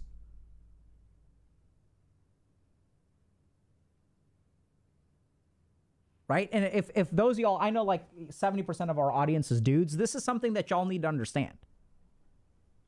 Right? Like, yeah, we're fucked as dudes because of loneliness, but it's not like women have it easy. They made progress, but it's not like they have it easy. I don't think anyone in life has it easy. I mean, maybe some people do. Who knows? I'm sure objectively people have it easier. I don't think it's helpful. We're all in this together. And the next thing to understand is, why are men lonely in the first place? Like, what happened? So I think this has a couple of interesting things. The first is, at some point, I really think the root of this is really bizarre, is when we started demonizing homosexuality. So when I was growing up in the 80s and 90s, the biggest insult you could get was to be called gay. It was like, oh my God. And so when we started demonizing, especially homosexuality, what started happening is men stopped being able to touch each other. Right? Which, even if you're listening to this now, if you had an instinctive reaction, dudes touching each other, dick, if you had that kind of reaction, you're conditioned just like I am.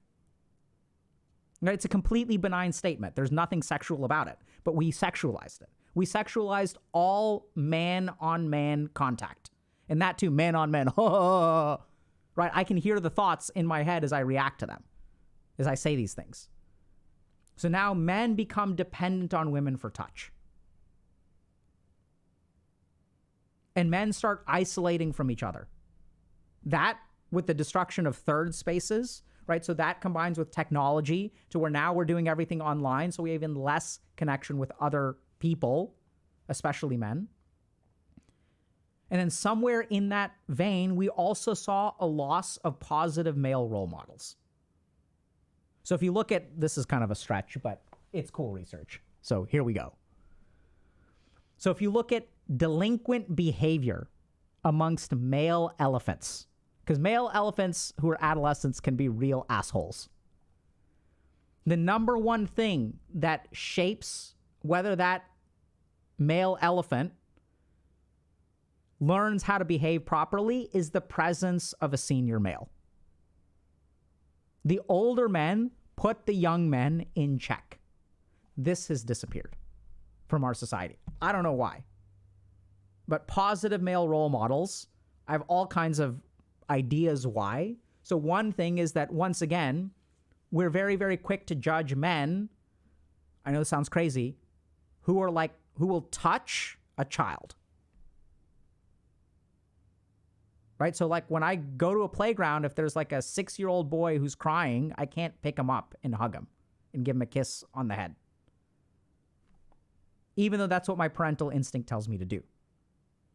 So we don't allow men to touch boys, which there may be good reasons for. But even if there are good reasons for that, we still have to deal with the consequences of making that change. Right? Because sexual predation is a real thing. And most of the sexual predation that was happening that we were not aware of, I don't know about most, but was especially like we're talking about taking advantage of young boys and oftentimes adult men doing that. So like there's a reason why we're worried about that, right? We're not making that crap up. And so what happened is, as men, is we stopped having solid relationships with like role models. We stopped being physically in touch with each other or emotionally in touch with each other. And there's some amount of equality that has happened, which have made women less dependent on us. So now what happens if you're a dude is you really have to bring something to the table. You can't fucking autopilot that shit anymore. That, on top of unrealistic expectations, which have not adjusted, results in the crisis of men that we have today. Which is that I can try my hardest and it won't be enough. I'm doing it alone because I can't connect to other people. I have no place to connect to other people. And the primary result of this is too much internal emotion. And that internal emotion is not something that I'm allowed to share. And that's what the problem is. And now you take a dude like this and you offer him an AI girlfriend. And what do you expect him to do? So I'm alone. People don't respond when I communicate with them. Oh my God, so addictive. Someone responds back. People don't adapt to what I'm saying. There's not a silent epidemic on loneliness. We've been screaming for a while and no one has been paying attention. Male suicide rates have been 4 times what female suicide rates are for like at least 100 years. How's that silent?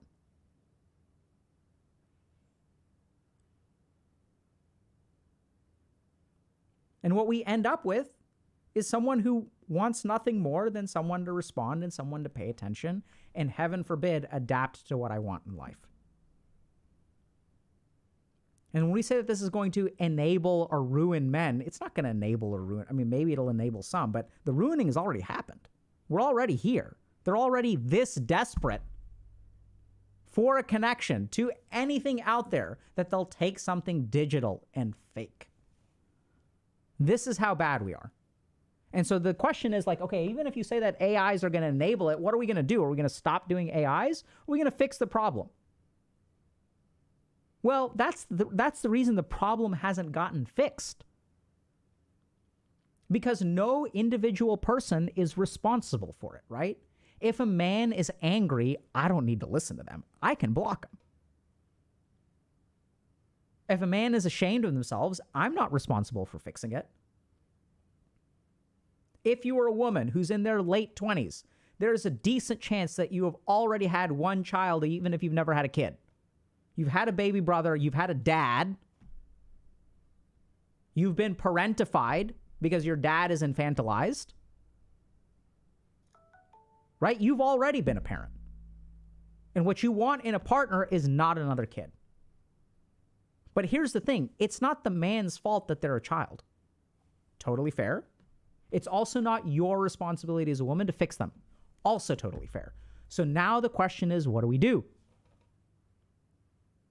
And this is where what I think we need to do as a society is everybody needs to take responsibility. The men need to take responsibility. The men who are not alone need to take responsibility. And women need to take responsibility. Non-binary people. Grandparents. Whoever the fuck. Because when there is a part of our society that is suffering, one thing that makes me proud to be human is thankfully human beings usually are involved in helping the people who are downtrodden.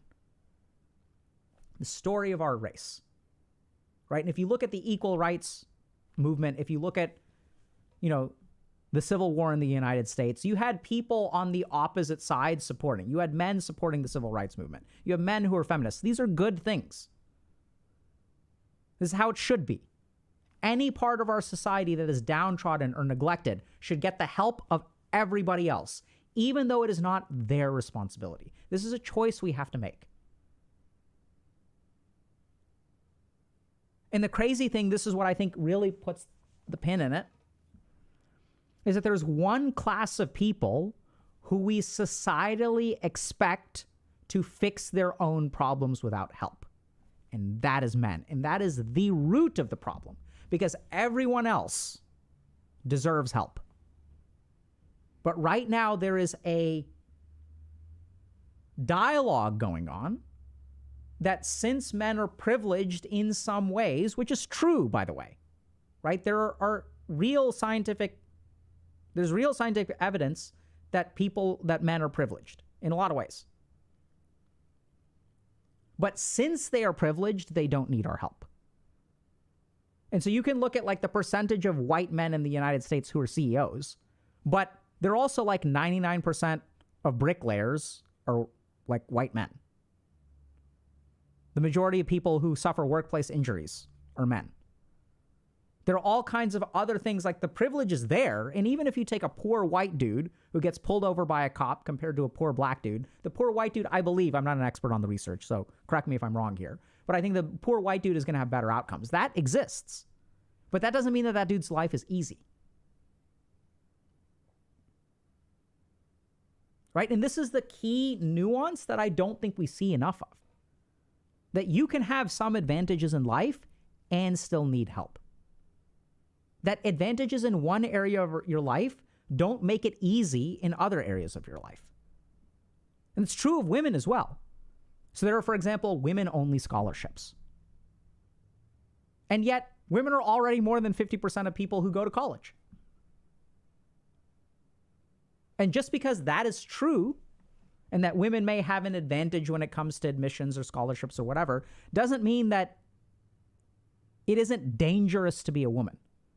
So if you want to talk about a real big source of male privilege, it is the sense of safety. So just existing as a woman in the world today, there is a fundamental unsafeness about it, which is just what I've observed, right? So I'm not a woman, so I don't really know. But I just kind of notice that when I have male patients and I have female patients, the male patients aren't worried about being sexually assaulted on a day-to-day basis. They don't get worried about being sexually assaulted when they're walking down the street and it's dark at night. And those fears are real. And so this is the problem, is we don't really understand that, we're not like, it's not a video game where everything balances out and you've got 40 points to distribute into various advantages and disadvantages. That's not how it works. And it's not like some people just have it. I mean, some people do have it better. But I think when we're talking about classes of people, everyone suffers in a particular way.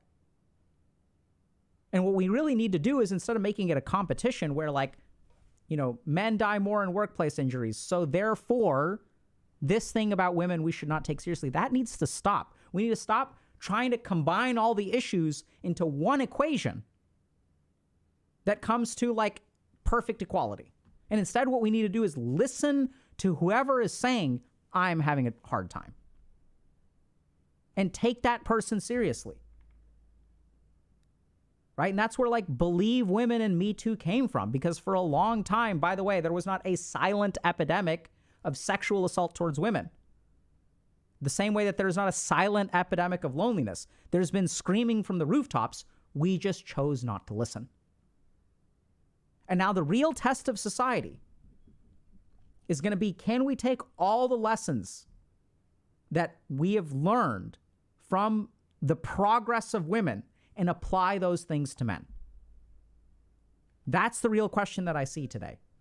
Because thankfully, they did the hard part. They trailblazed and fought for equality. So now we know what equality looks like, and are we going to continue to apply it?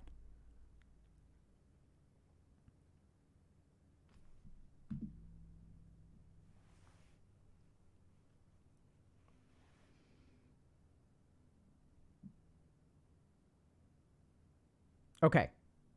Well, that's all the time we have for today. That went fast. I'm just trying to think. And I think the researcher is good, by the way. I hope I didn't get pissed at her. I don't blame her. I think it's a common mistake that a lot of people are making. It's there's this idea of a silent, it's not silent.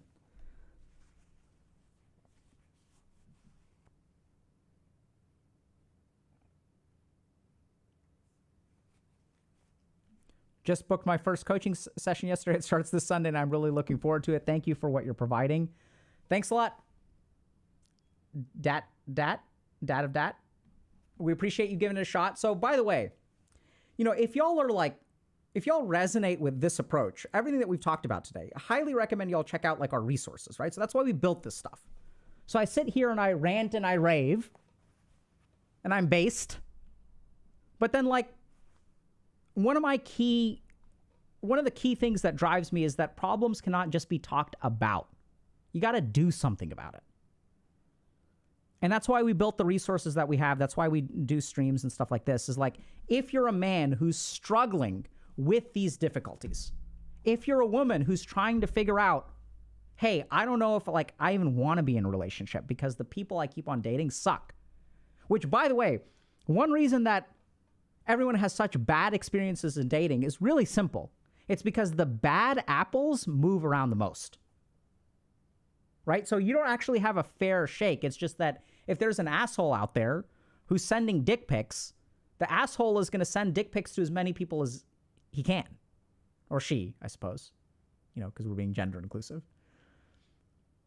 And so the problem is that if you look at the worst actors, right? So if you look at, for example, like something that I hear a lot from dudes that are frustrated is chicks that friend zone, right? And this person thinks they're friends. So she has like 15 friends. So you have 15 dudes who are like, oh my God, all women friend zone me. No, it's just one woman who likes to have a lot of friends and is making a lot of friends. Completely skews your perspective. On the flip side, you have assholes who send dick pics. And it's like the asshole spreads himself out more. That combined with echo chambers, where everyone's like, oh, you had this experience, I had this experience too. And since both of us had this experience, now it becomes a fact. And so there's all kinds of other things going on with like echo chambers and the way that we share information and what kind of information gets propagated, right? And the reason that a lot of this toxic masculinity stuff gets propagated is because a lot of dudes are lonely and resentful. And there's really only one space that validates that, which is the toxic masculine space. Because if you try to enter a normal space as a lonely or resentful man and you share your feelings, you're going to get banned. Because you're toxic masculine. You're not allowed to suffer. Or the way that you suffer is triggering. Which, by the way, is true. Right? So the other thing that we're really doing by shooting ourselves in the foot as lonely dudes is we ingest all of this toxic masculinity crap and then we start regurgitating it. And that stuff is like harmful to others, which is why they ban us. And once they ban us, then we're like, oh my God, no one's listening to me. And so then you go to the toxic masculinity buffet and you start shoveling that shit into your mouth. And then you show up somewhere else and you're like, bleh, and it comes vomiting out. And then you get persecuted, which then makes you feel good. Because human beings love being persecuted. It makes us feel good about our negative experiences. Because heaven forbid you actually say, oh my God, the reason I'm lonely in life is because of something that I did wrong. It's way easier to say it's because the world discriminates against me. Anyway, so we can talk about this stuff, we can rant and rave, but definitely this is why we designed our services the way that we did. Right? So if y'all are interested in like what to do about it, if you want to DIY it, check out Dr. K's Guide to Mental Health. We have a lot of information about like all the stuff we talked about spirituality. So we've got like, you know, a whole course on that stuff where we teach the fundamentals of where does desire come from? How do you control your thoughts? All this kind of stuff is in there. And then if y'all are interested in more like tackling these issues of what am I doing with my life? How do I find out what I want? How do I discover my purpose? How do I work on motivation? That's what our coaching program is for. And what I literally did when I designed the coaching program, and I designed it from the ground up, and I work with just about every single one of our coaches for a period of 8 weeks. And the reason that we do that is I noticed as a psychiatrist that my patients needed help in ways that I was not trained. Because as psychiatrists, we focus on pathology. We focus on fixing what is broken, not building what is good. Now, a lot of good therapists will be able to do that, but it's not a core part of our training. It's the exception and not the rule. So coaching is not a substitute for mental health treatment. Absolutely. And we're not just saying that as a medical disclaimer or legal disclaimer. It's like literally the design is different. The design is to help you achieve as opposed to fix something. It's not about healing. It's about goal setting, achievement, building something, discovering who you are, discovering what you want. It's a different ballgame. And if you're struggling with things like relationships, the other thing that we like and part of the reason that our outcomes are so good is because it's based on the peer support model. And the peer support model supposes, they have this assumption, that having someone who knows what it's like to grow up in your world is worth more than having an expert. So a psychiatrist who is 65 may not be able to help you as much as a dude who is 4 years older than you and had their life be nowhere and has put it together. Peer support. And we sort of know this scientifically as well. If you look at things like Alcoholics Anonymous, as a psychiatrist, I will do psychotherapy with my patient, will prescribe certain medications, and then I will tell them to go to AA meetings because there is a different kind of value that I cannot give them.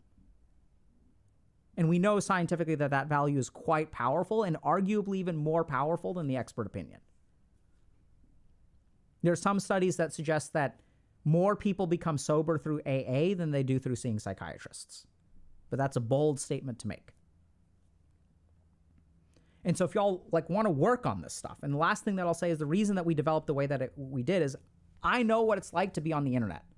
I know what it's like to watch stuff and passively receive it, and even when the speaker is hyped up, feel good about it.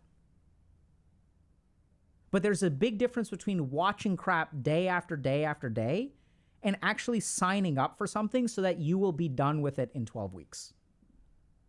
There's a big difference between saying, I want to learn the guitar, I want to learn how to play the guitar, and signing up for someone to teach you guitar for 12 weeks. The main advantage that we offer, I believe that y'all can get there on your own. I really do. I hope. But the question is, the reason that we designed the curriculum the way we did, which is also a little bit different from therapy, is we're focused on rapid, sustainable outcomes. So the question is, because this was my experience when I was fucking up in life, is that life was passing me by. So I could DIY it, and it would take me 2.5 years, but I would lose so much time. And that's literally the reason that I left academia. Because I had this 2 awesome job offers on the table. Just nice track to become the world's expert in video game addiction. I got an offer from someone who said, hey, we'll build you a rehab and you can run it. And we'll give you 3 years to be profitable. We'll cover your losses for 3 years. Come and run this rehab and do this research on video game addiction. And I was like, people can't wait that long. 10, 15 years from now, when I research everything and figure everything out, people's lives are going to be over. There's a kid right now who's 17 years old who's going to be 27 by the time I'm done. And then I'm going to present them with the answers, and it's too late. So I felt a lot of desperation of every moment that was passing me by when I was in my early 20s. Another day lost, a day of my 20s, the good years of my life. I'm falling further and further behind, and I'm missing out on more and more opportunities. More and more doors are closing. So part of the reason I designed a coaching program is because literally, if y'all could wait, I would see each and every one of y'all myself. If we had 1,000 years, wouldn't need to develop a coaching program at all. You just join the wait list. We'll get around to you eventually. But the problem here is time. The problem here is that you need help now. Or it's not even that you need it, but you could benefit from it. And those are the central ideas that have been baked into what we created here. It's the reason we stream. It's the reason we have a Discord server, because y'all can't afford to wait. And I'm with you there. And that's where a lot of people I've had psychotherapy supervisors who will be like, patients need to learn to be patient. They need to learn, it's not going to happen tomorrow. And then I'm like, when is it going to happen? You don't know. You can't know, which is technically true. But it's what the fuck, man? Are we going to just sit around for 2 years and wait for something to happen? And so I think one of the weaknesses of the field of therapy is that we're not rigorous on improving those outcomes the way that we are in product development. You can look at something like Amazon, and Amazon is how can we get 1% better? How can we get 1% better, 1% better, 1% better, 1% better? We see it in the video game industry in a nasty way. How can we squeeze in another microtransaction? Let me stuff this other microtransaction. Let me stick it up their butt. Just a little. They could pack a little bit more in there. Just one more microtransaction. They're ruthless with improvement. The field of therapy doesn't do that yet. We really need to. That's what we're trying to do with HEI. So we even teach therapists now. But then the question is for y'all, this is what we've tried to build. We've gone through 7 or 8 curriculum revamps in our coaching program in 4 years. Y'all believe that? 8 curriculum revisions.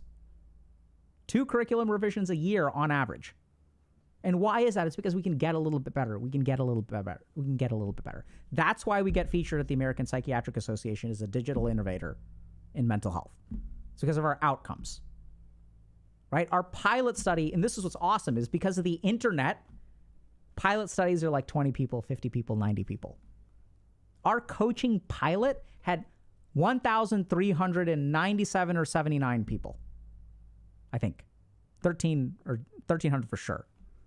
I think it's 79 or 97. So we've got big effect sizes too. So it works at scale. And we've gone from 8 coaches to well over 100. I think over 120. And the reason is because like it works well. So if y'all are interested in that stuff, definitely check it out. And if that's not your cup of tea, totally fine. Right? We're going to do our best to help you even if that's not your cup of tea. And in fact, the majority of the work that we do is to help the 90% of y'all that aren't going to do coaching.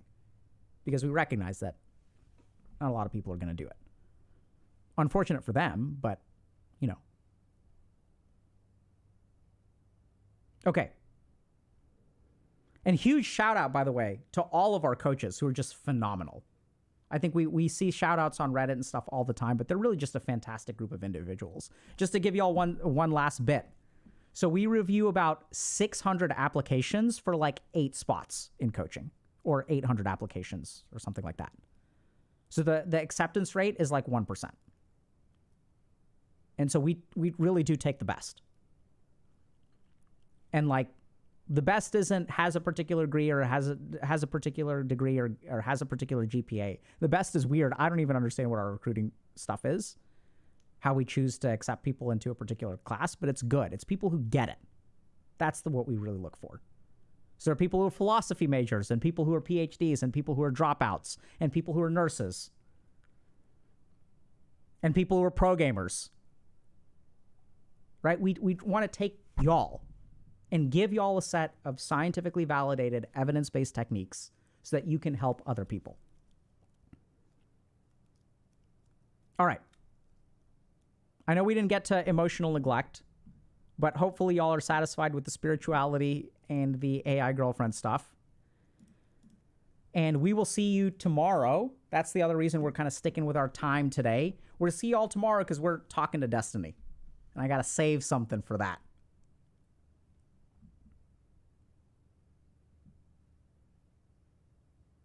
All right, y'all, take care. I don't know. I still don't know how to raid something on YouTube. So GG, peace out. And I guess watch our latest YouTube upload.